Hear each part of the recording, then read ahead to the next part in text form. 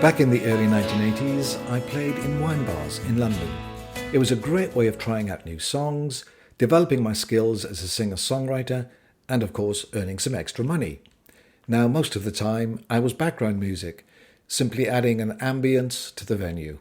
But occasionally, there were people who would come to the wine bars to listen to live music. On one evening, there was a young couple who were clearly enjoying my set, and I got talking to them after I finished playing. During our conversation, they asked me if I liked homegrown. I replied that yes, of course, I really enjoyed homegrown. Who doesn't? They were obviously excited to meet a fellow fan of the real stuff, so they invited me back to their apartment to sample it. How could I refuse?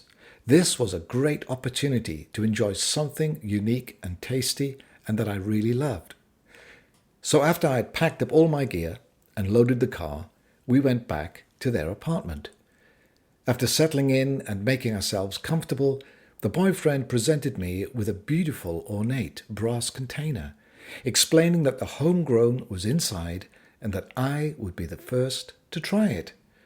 I could hardly contain my excitement, as I imagined that I would soon be trying something rare and exotic.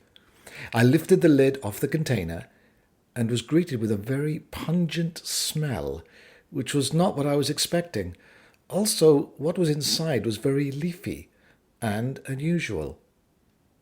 They then gave me some cigarette papers and invited me to roll a joint. It was at that moment that revelation dawned. They were growing cannabis in their home and were very happy to share it with me. This was homegrown. It was a complete misunderstanding.